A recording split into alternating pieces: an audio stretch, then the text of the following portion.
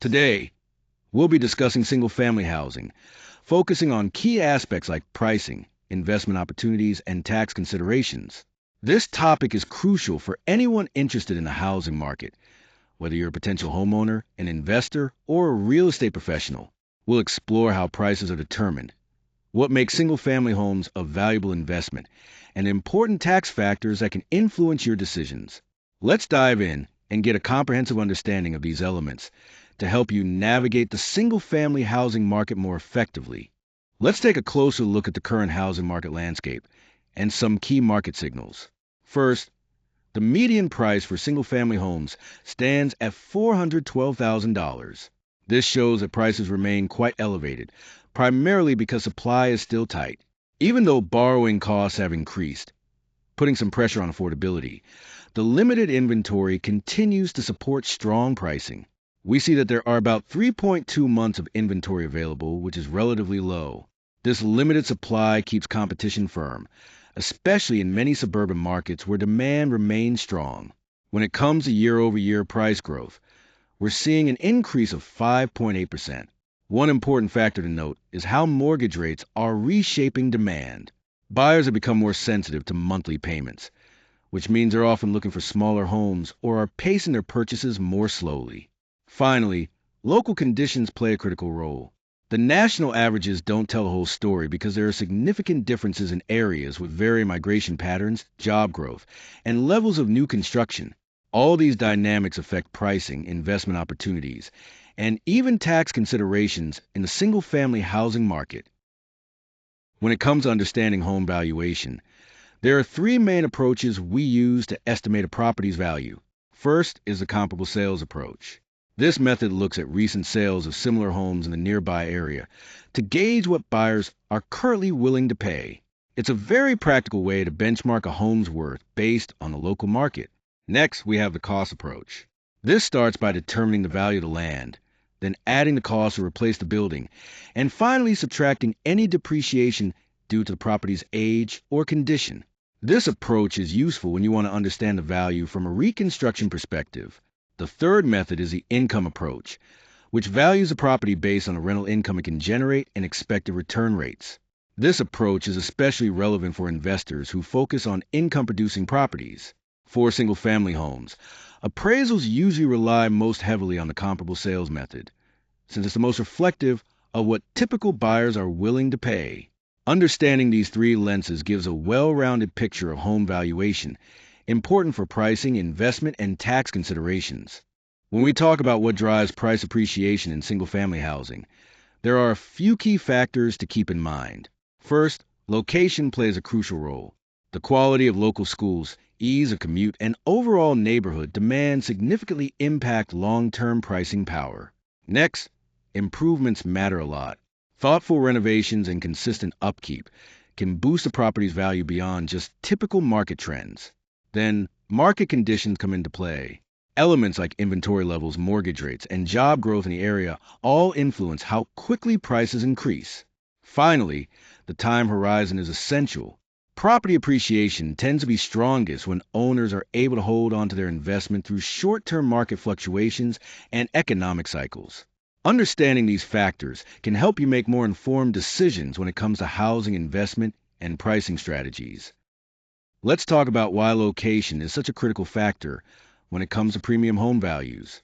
First, homes in stronger neighborhoods tend to command higher prices, hold their value better over time, and usually sell faster.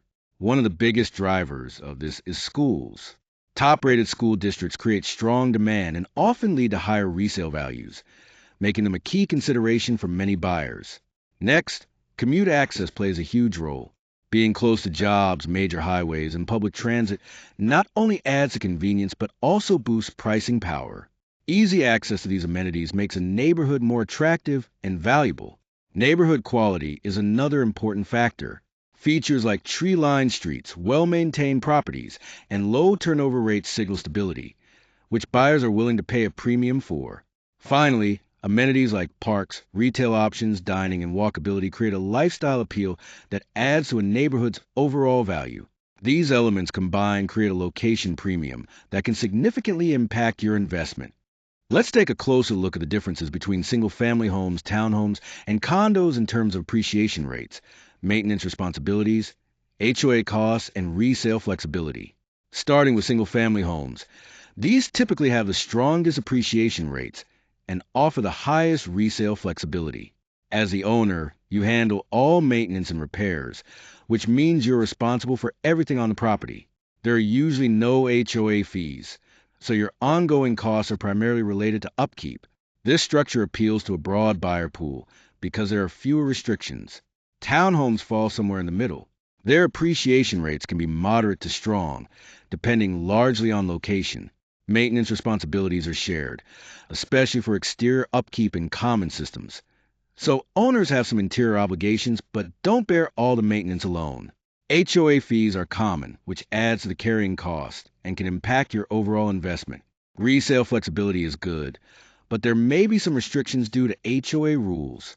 Condos tend to have more variable appreciation rates, often influenced by the condition of the HOA and local supply factors. Owners have the least direct maintenance burden since repairs and exterior upkeep are usually handled by the association. However, HOA fees can be the highest among these property types, which can affect financing and owning costs. Because of these fees and associated rules, condos often come with the most constraints in terms of resale flexibility and buyer appeal. In summary, when considering a property investment, it's important to weigh how these factors, appreciation potential, maintenance responsibility, HOA costs, and resale flexibility, align with your financial goals and lifestyle preferences.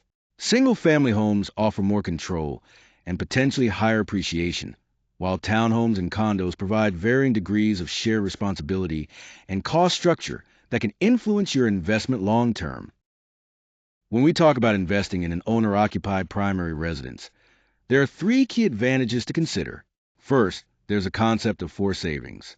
Instead of paying rent, each mortgage payment you make builds up your home equity, which is a form of saving and investment. Second, owning your home can offer significant tax advantages.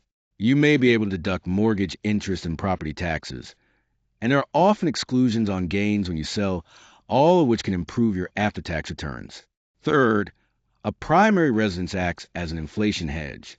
Since your mortgage payments are fixed, your housing costs can become more manageable over time, especially as the cost of renting or buying a replacement home increases. Overall, owning a primary home not only provides you with a place to live and enjoy today, but also allows your equity to grow over time, making it a valuable part of an investment strategy. Let's talk about investment strategy with rental properties, specifically single-family rentals. The key to success here is ensuring that the rent consistently exceeds all the carrying costs. This means managing occupancy, financing, and expenses carefully to generate reliable monthly cash flow. It's important to focus on the spread, that is, the difference between what you earn from rent and what you pay out in mortgage, taxes, insurance, and repairs, rather than just the asset's value increasing. Think of rent minus these expenses as your true cash flow. There are three main drivers in this strategy. First, the income driver. You want stable rent payments and low vacancy rates to maximize your income.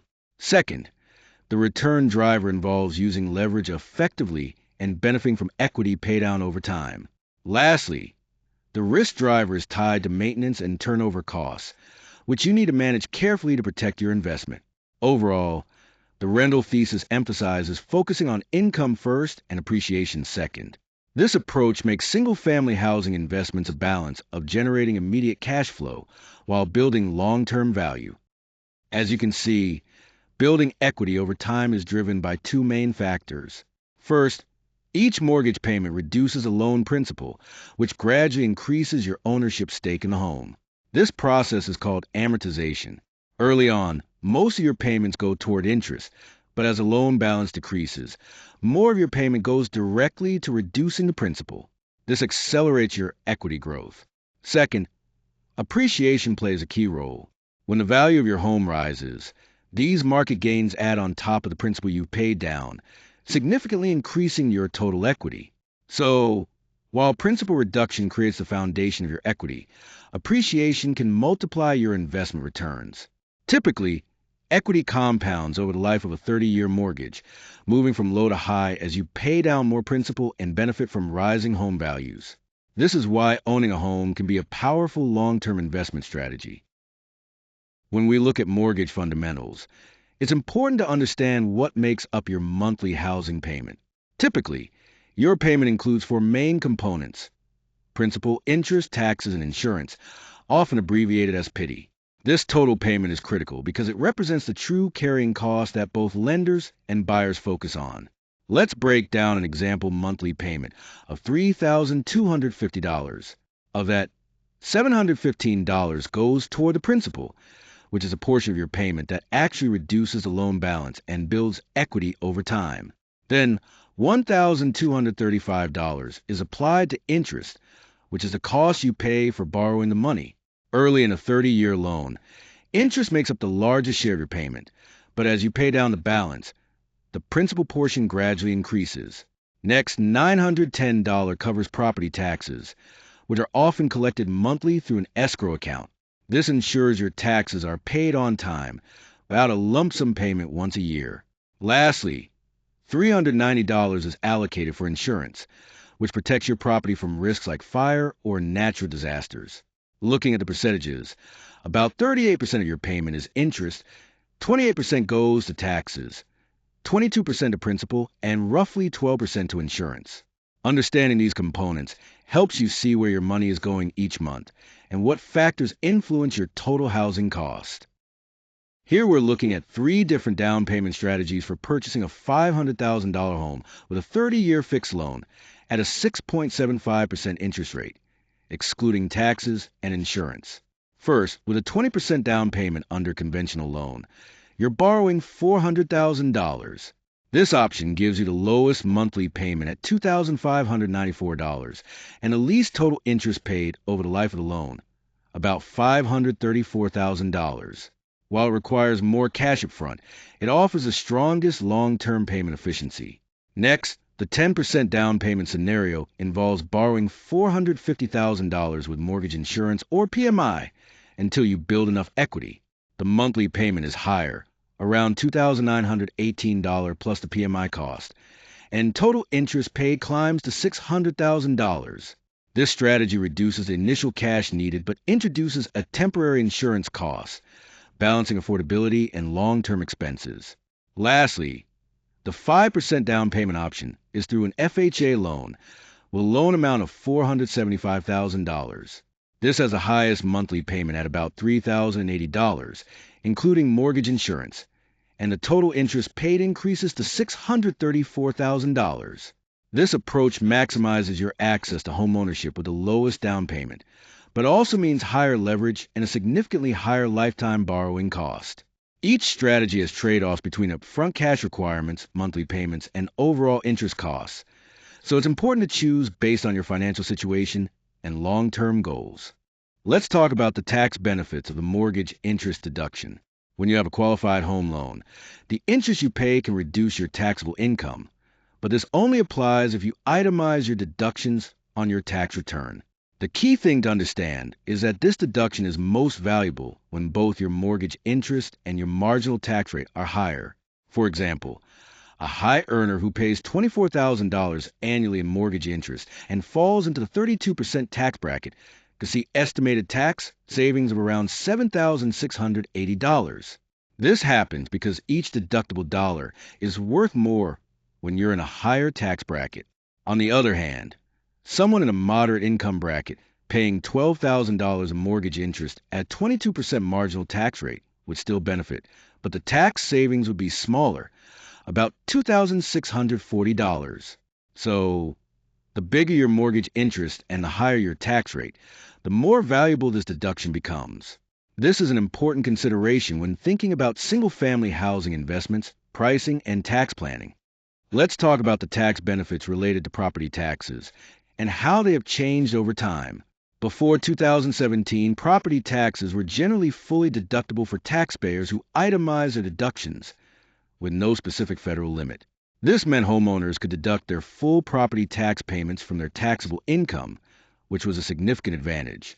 However, after the 2017 tax law changes, the situation is different. Now, property taxes are deductible only as part of combined state and local tax deduction, commonly referred to as the SALT deduction. This deduction has a cap of $10,000, which means that the total of your state income or sales taxes plus property taxes cannot exceed that amount for federal deduction purposes. What this means in practice is that for homeowners in high tax states or areas, once their combined taxes go beyond this $10,000 SALT cap, any additional property tax payments won't increase their federal itemized deduction.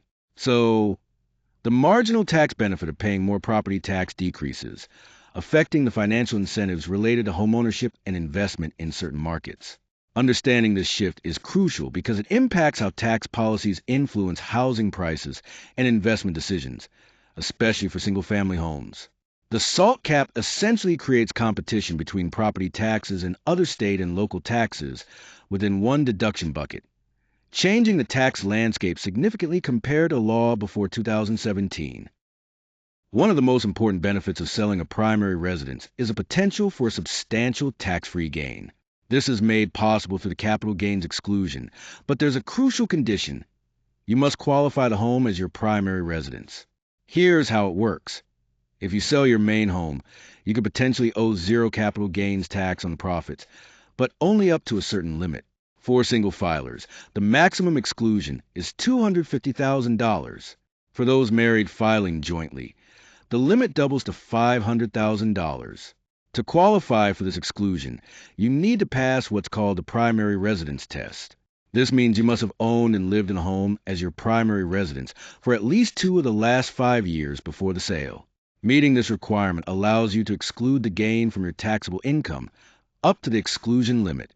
This tax provision is a powerful tool that can save significant money when selling a home, making it an essential consideration in your housing investment strategy. Let's talk about the taxation rules around depreciation and investment properties, specifically rental properties. Depreciation allows you to reduce your taxable rental income each year, which is a great benefit in the short term. However, it's important to understand that this also lowers your property's basis. When you eventually sell the property, this can trigger a depreciation recapture tax. Now, the key thing to remember is that only the building itself is depreciated. The land value is excluded from the depreciation deduction because land does not wear out like a building does. For residential rental properties, the IRS generally requires you to spread the depreciation evenly over 27.5 years. This is done using what's called straight-line depreciation, meaning you deduct the same amount each year. Let's look at an example to clarify this. Suppose you have a building with a depreciable basis of $330,000. Dividing that amount by 27.5 years gives you an annual depreciation deduction of about $12,000. Over time, this adds up. After 5 years, you have claimed $60,000 in depreciation deductions. After 10 years, $120,000, and so on. Eventually, when you sell the property, the IRS will generally tax the cumulative depreciation you claimed at a recapture rate, which can be up to 25%, depending on your situation. So, while depreciation reduces your taxable income each year, it's essential to plan for the potential tax impact when you sell. Remember, actual tax results can vary based on different factors, such as how the purchase price was allocated between land and building, any improvements made when you sell, applicable state taxes, and your overall gain from the sale. Understanding these rules helps you make smarter investment decisions and manage tax implications effectively. Let's talk about the tax implications of renovations and home improvements. First, capital improvements are additions or upgrades that add to the basis of your home. These expenses are not immediately deductible, but they can be recovered when you sell your home by increasing your cost basis, which may reduce your taxable gain. On the other hand, repairs and maintenance are routine fixes that keep your home in good condition, but generally do not qualify for any tax deduction. These expenses don't add to the basis and can't be claimed as a write-off. So, understanding the difference between capital improvements and repairs is crucial for managing your home's tax considerations effectively. Let's talk about the 1031 exchange, an important strategy for deferring capital gains taxes. Essentially, It allows you to sell a property and reinvest the proceeds into a new, like-kind property without immediately paying capital gains tax. Here's how it works. First, you sell what's called a relinquished property. From the closing of this sale, you have 45 days to identify potential replacement properties. Then, within 180 days, you must complete the exchange by purchasing one of those identified properties. This is often referred to as the exchange window. The key benefit here is the tax advantage. It allows you to postpone paying capital gains taxes while keeping your investment capital working for you in the new property. This strategy is especially useful for investors looking to grow their portfolios without the drag of a significant tax hit. Remember, the properties involved must be like-kind, meaning they're within the same nature or character, typically real estate held for investment or business purposes. By properly following these steps, the 1031 exchange lets you defer taxes and continue to build wealth through real estate investments. When it comes to cost basis and record keeping, your tax outcome really hinges on what you can document. It's crucial to keep all receipts, settlement statements, invoices, and any dated project files related to your property. Tracking your basis from the purchase all the way through to the sale is essential for accurately calculating your taxes. First, start with the original purchase price, which forms the foundation of your cost basis. This is the amount you initially paid for property.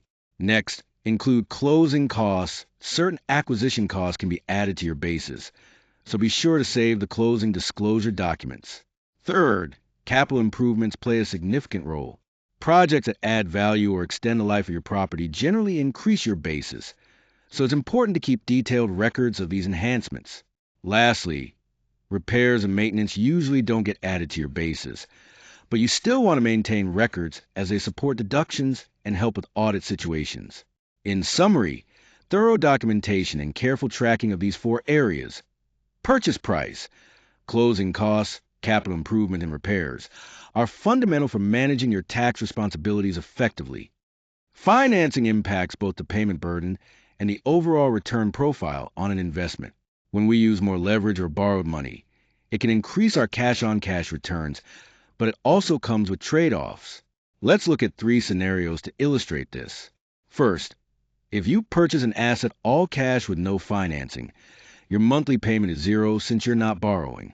In this case, the total interest paid is obviously 0, and your cash-on-cash return stands at 4.8%. Next, consider a 30-year fixed loan. This option leads to a monthly payment of about $2,400 and a total interest payment of $463,000 over the life of the loan. However, because you're leveraging your investment, the cash-on-cash return jumps to 8.9%, almost doubling in comparison to the all-cash scenario.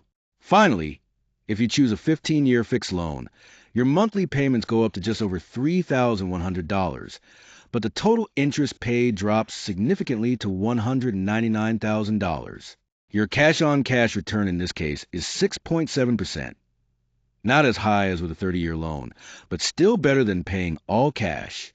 This comparison shows the important trade-offs between payment burden, interest costs, and returns. Higher leverage can amplify returns but increases monthly costs, while shorter loan terms reduce total interest but come with higher monthly payments. It's essential to balance these factors based on your financial goals and risk tolerance. When we talk about homeowners' insurance and maintenance reserves, it's important to understand how these typical annual carrying costs break down as a percentage of your home's value. First, homeowners insurance usually accounts for about 0.3% to 0.7% of the home value each year. Then, maintenance reserves. These are funds set aside for the regular upkeep of your property, typically range from 1% to 2%. Major repairs, which might involve things like roof replacement or structural fixes, are generally estimated at around 0.5% to 1%. And if you live in a community with a homeowners association or HOA, you can expect additional costs, usually between 0.2% and 0.6%. Understanding these percentages helps give a clearer picture of the ongoing expenses involved in owning a single-family home beyond the mortgage itself. When you own a home, it's important to budget about 1% of its value each year for maintenance. This is often called the 1% rule, and it helps prepare you for the ongoing costs that come with keeping your home in good shape. Major systems in your home, like the roof, HVAC, water heater, and exterior elements, don't break down on a predictable schedule, so you need to be ready for unexpected repairs. For example, roofs usually last 20 to 30 years but become more vulnerable after storms or as shingles age. Your HVAC system, which includes compressors and furnaces, typically needs attention every 12 to 18 years, and repairs can be expensive surprises. Water heaters tend to last 8 to 12 years but can have shorter lifespans in areas with hard water. Then you have exterior maintenance and appliances, things like paint, windows, flooring, and kitchen equipment that generally need updates or repairs every 5 to 15 years. It's crucial to understand that maintenance isn't just an optional expense. It's necessary to protect your home's value, keep it livable, and preserve your ability to get a good resale price down the line. Neglecting these costs can lead to bigger problems and more costly repairs later on. Here, we're looking at the different phases of the real estate market cycle and how each phase impacts buying and selling strategies. In a buyer's market, inventory is rising and properties tend to stay on the market longer. This gives buyers more negotiating power to ask for price reductions, credits, or favorable inspection terms. Moving into a balanced market, pricing becomes more stable. So it's important to underwrite conservatively and focus on long-term value rather than short-term fluctuations. Finally, in a seller's market, inventory is tight and there's significant bidding pressure. Buyers need to act quickly but be cautious to avoid overpaying, ensuring they protect their expected return on investment. Recognizing which phase a market is in allows you to adjust your strategy effectively and make more informed decisions. Now let's look at some key risk factors related to market downturns, especially in the context of single-family housing. First, when home values reset lower, comparable sales weaken. This reduces pricing power and can shrink the equity that once seemed secure during a market upswing. So, owners might find themselves with less financial cushion than expected. Second, liquidity can dry up. Homes often take longer to sell in a downturn, forcing sellers to either reduce their asking prices or hold on to a slower, more uncertain transaction process. This delay can create cash flow challenges and increase holding costs. Third, leverage or high debt levels can significantly increase the downside risk. If owners are carrying a lot of debt, falling prices can push them underwater, making refinancing difficult or even impossible. This increases the risk of foreclosure, especially if their income decreases or cash flow tightens. In summary, these risk factors highlight how a market downturn can erode value, slow sales, and magnify debt exposure, particularly when owners need to exit quickly. It's crucial to carefully manage leverage and understand how slower market conditions impact both pricing and selling timelines. As mortgage rates increase, the same monthly payment now buys less house, which means affordability takes a hit. This naturally softens buyer demand and slows down price growth in the housing market. Higher financing costs squeeze purchasing power even before home values have a chance to adjust accordingly. The key takeaway here is that we've shifted from a long period of historically low mortgage rates to a new, higher rate environment. For example, looking at the trend from 2019 through to projections beyond 2024, mortgage rates have moved from below 4% to levels around 7% or higher. This kind of increase can significantly reduce affordability when compared to the sub 4% borrowing environment many buyers were accustomed to. This shift has important implications for pricing, investment, and tax considerations in the single-family housing market. When building a real estate portfolio, it's important to consider different types of properties, each offering unique benefits. First, there's your primary residence, which provides a solid equity base and some tax advantages. Next, rental properties can generate steady cash flow and benefit from depreciation deductions, helping to improve your income. Then, vacation homes add a lifestyle component and can offer optional income if rented out. By layering these property types, you can balance tax efficiency, income potential, and long-term appreciation, creating a well-rounded and resilient investment strategy. Understanding these dynamics is especially important when dealing with single-family housing, where pricing, investment value, and tax considerations all play a key role. When you're buying your first home, there are several important factors to keep in mind. First, your credit score plays a crucial role. It affects the interest rates you can qualify for, So having a good score can save you a lot of money over time. Next is saving for your down payment, which is typically a significant upfront cost and can determine the size of your mortgage. Getting pre-approved for a loan is another key step, as it shows sellers you're serious and helps you understand your budget. Don't forget about the home inspection. This can uncover any potential issues before you finalize the purchase. Finally, be aware of hidden costs like closing fees, property taxes, and maintenance expenses, which can add up quickly and impact your overall budget. All these considerations are essential when looking at single-family housing from pricing, investment, and tax perspectives. When deciding whether to buy, hold, or sell a home, it's crucial to align your timing with your current life stage, cash flow situation, and realities of the market. Let's break this down. First, buying makes sense when you have a stable income and long-term plans. If you can afford the payments and face little competition in the market, purchasing a home allows you to build equity and better control your housing costs. This decision is driven by your personal circumstances, the current market conditions, and your overall goals. Next, holding on to your home is a good choice if it still fits your budget and lifestyle. If mortgage rates are high or the supply of homes for sale is low, it can be smart to keep your property, benefiting from continued appreciation while avoiding transaction costs. Here, personal comfort, market trends, and your financial goals all play a role. Finally, selling is appropriate if you face relocation, need liquidity, or experience a major life change. When market pricing is strong and buyer demand remains solid, selling lets you rebalance your risk or efficiently realize gains. Again, this decision hinges on your personal needs, the current market environment, and your long-term objectives. In summary, the key is to evaluate your personal situation alongside market factors and your goals to make the best timing decision for your housing investment. To wrap up, there are 4 key principles that guide smarter housing decisions when it comes to pricing, ownership, and long-term investing. First, price follows place. This means that home values are largely influenced by the quality of the location and the broader market cycles. So understanding the neighborhood and market trends is crucial. Second, tax benefits matter. Owning a primary residence can provide significant advantages, such as deductions and exclusion of capital gains, which can really impact your overall financial outcome. Third, it's important to track every detail. Keeping thorough records of your cost basis, expenses, and any improvements made can help you optimize your investment returns and tax position. Finally, think long term.